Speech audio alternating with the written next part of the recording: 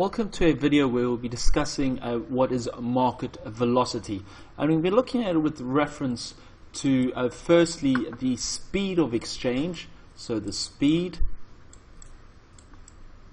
and then we'll be looking at it in reference to the auctioning activity, so we'll just call it the auctioning activity of the price area that we're looking at, and then we're looking at the relative auctioning speed of the day. So relative auctioning speed of the day, and as well as the relative auctioning of the price zone. So relative auctioning of the price zone.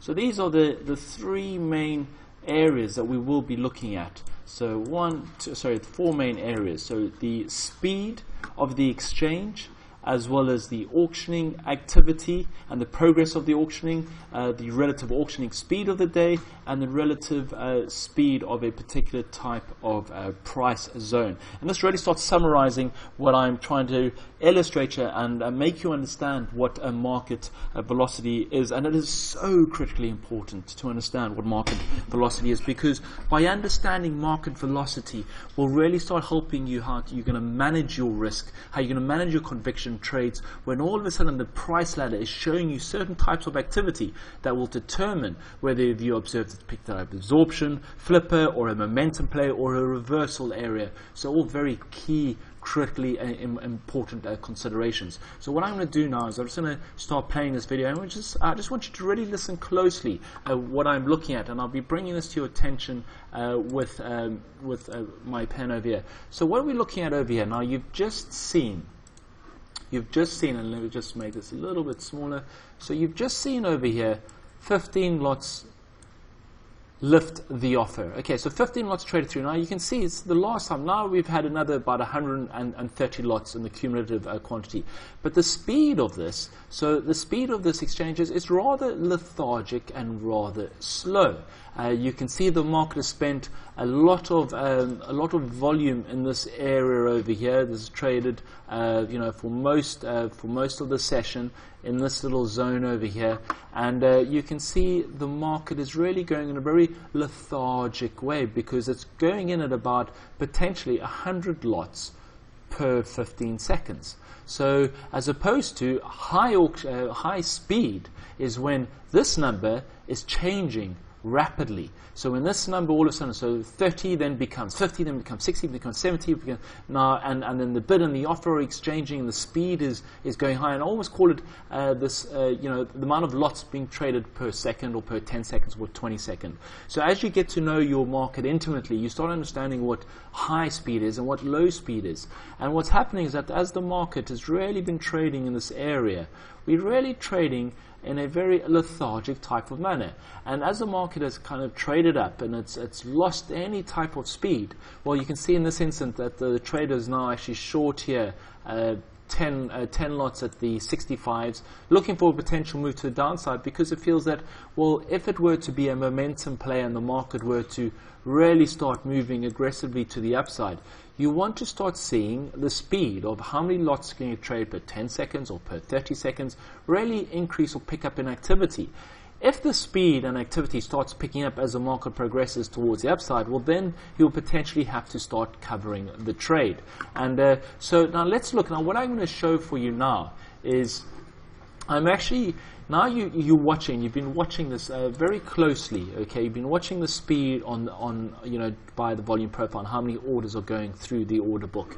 Now if we start speeding this up, you really start to notice, if you start speeding this up, let's speed this up a little bit for you, and this is how the market can move at a particular point in time. So if all of a sudden the market activity, now if you see over here, now I've actually just speeded this up 4 times, but what I'm trying to illustrate to you, the market can pick up its speed quite phenomenally. Now you can see that that all of a sudden the speed per lots being traded is a lot quicker. So let's ignore time, because time is 4 times quicker now. But assume this was normal trading activity, and whatever we saw over there, that speed, the moment the speed changes, its personality. So it shifts the gear. It shifts from first gear to fourth gear. All of a sudden, you want to start paying very close attention, because when you start paying that very close attention, you can start actually seeing the underlying dynamic that's going in the market, and you can start seeing potential absorption, which we look at later on in the modules, or particular types of activity coming from the other time frame participants.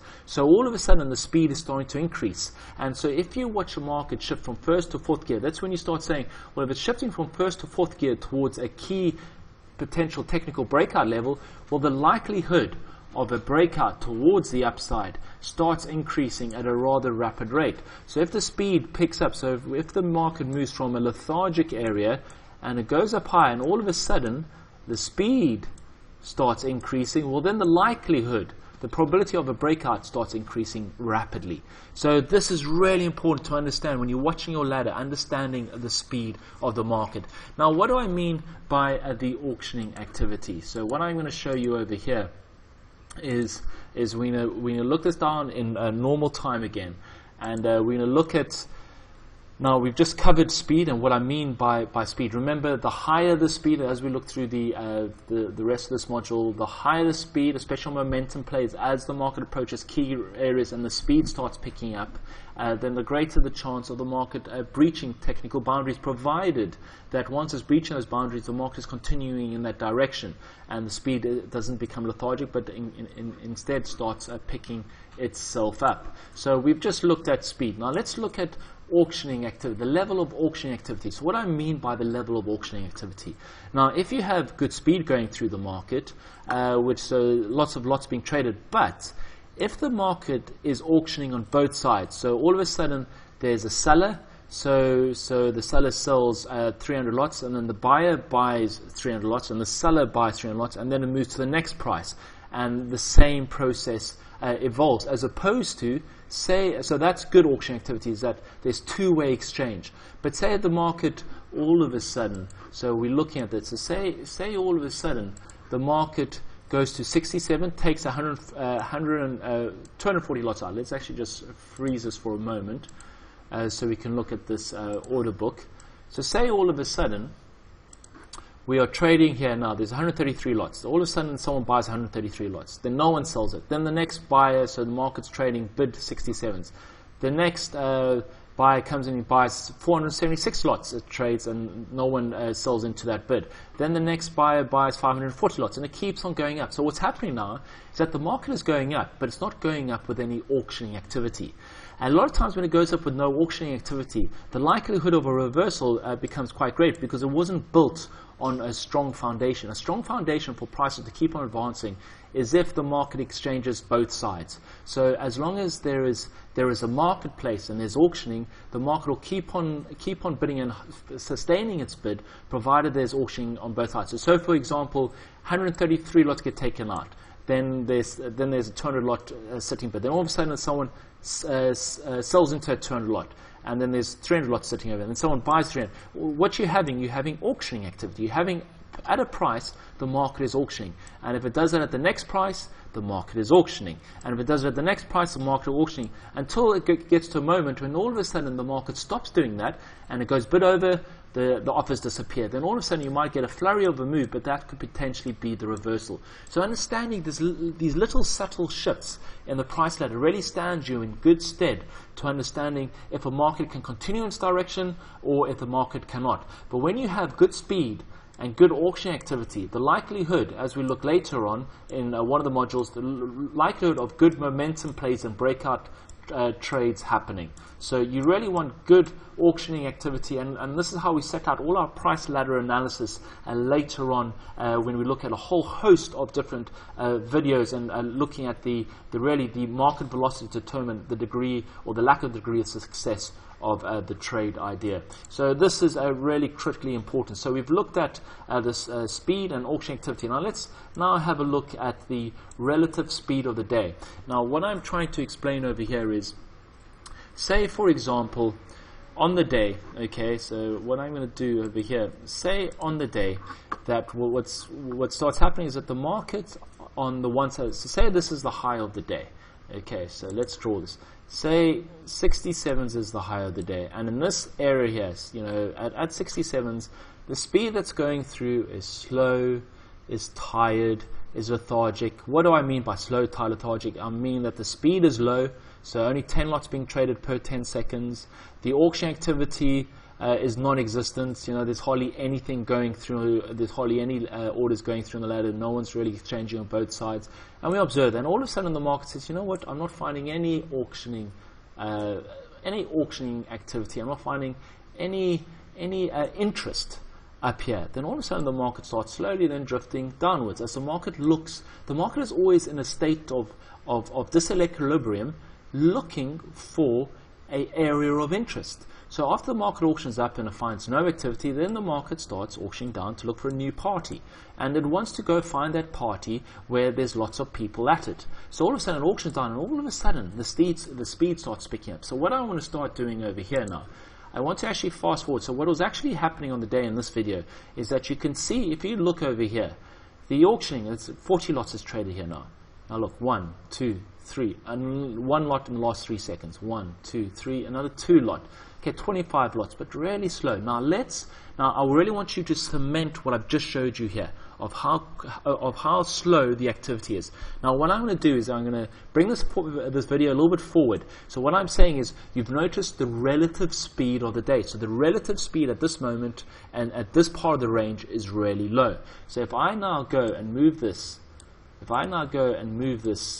a little bit further, so this person still hold on to the shorts. If I go now and move this, okay, a person's actually added into a short position here, so he's still got, so I've got to move. Okay, so now the market's going towards the low side of this range. So now what I want you to observe here is, now let's watch. So you watch the speed of how quick it was going up there. Now look over here, already the orders are going through a little bit quicker already. And as we watch this, I really want you to really start, observing this speed change. And as you can see, at the moment, the market is trading towards this, towards the low extreme of the current day's range. And if I just fast forward a little bit more, okay, now you can see that the market is approaching the low of the day, and then the orders are starting to go through. The speed isn't that intense at the moment. It was a little bit more intense over there. So we just go a little bit further forward over here. And we just start watching this market. We just start watching this market trade. And all of a sudden, you're starting to see, okay, 1 lot has hit the, has hit the 54s. We have another 1 lot above there, and we're still seeing nothing really that's bringing much interest. The reason why this person, or the reason why there was a short over here, because thought that the market lost its interest up here, so finding a short towards the lowest side of the range. And now we're having a look at at the activity. So all of a sudden now we've had a 230 lots go through. So we're at 56, 230 lots, and we still continue to watch this very, very closely, and we're seeing activity. And effectively, what you're wanting to see is, all of a sudden, you want to see this speed start picking up to relative to where it was up there. So all of a sudden, you're seeing a little bit more activity. There's a little bit more interest going on down here. And really, when you see it, observable interest, it's not quite observable yet to the untrained eye.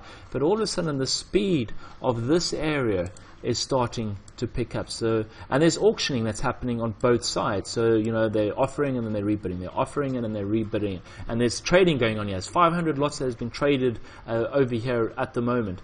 And all of a sudden there's an extra 100 lots. And as the speed starts picking up, you really want to start seeing, and in an ideal scenario, what I'm actually going to do now is just forward this a little bit quicker, is if all of a sudden you start seeing the speed pick up a lot more. So you see the 1 lot, the 11 lots, and you'll notice this, it's not, in this example, you start seeing the exchange really going through on the market. And when you start watching this, the level of the progress of the move towards the downside starts becoming greater. So that's what I mean by the relative speed of the day is. So you're looking at, well, what did it do up there, and what is it doing down here? If the speed over here is higher than that speed, the likelihood of progress towards the downside is greater versus the upside, because it's showing you a different area of exchange, and you can see the orders that are going through a lot more aggressive, because we knew that down there the orders were slow. Now look how quickly this is starting to go through.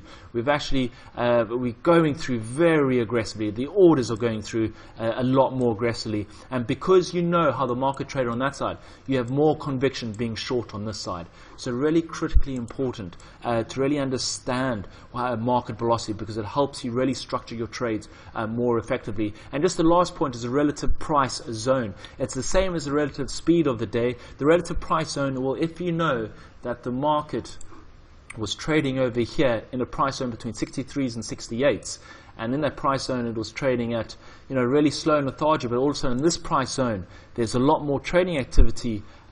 There's a lot more trading activity over here. So there's a lot more trading activity here. Then all of a sudden you're going to be happy being short on this side. You're going to be happy until the relative price speed starts slowing down. And when it starts slowing down, you start booking your profits potentially. This person's now eventually booked his profit down there, but it's one of the traders who was looking for this trade. But really important to understand market velocity. So effectively, again, just to summarize, you're looking at the speed of the exchange, the level of auction between the buy and the sell side. You want to always know the relative speed of the day, because each day is unique, or each week is unique. The relative speed of the highs versus the lows. So when the market turns over, you can be convicted on the one side. So all very important considerations when you are looking at market velocity. And to me, this is one of the most important things. This is the foundation. Once you understand your market velocity and you're able to seize up the velocity that's going through the market, it helps with your ability to determine absorption plays, especially momentum plays, breakout plays, and then stands in really good stead to structure really powerfully well-structured trades.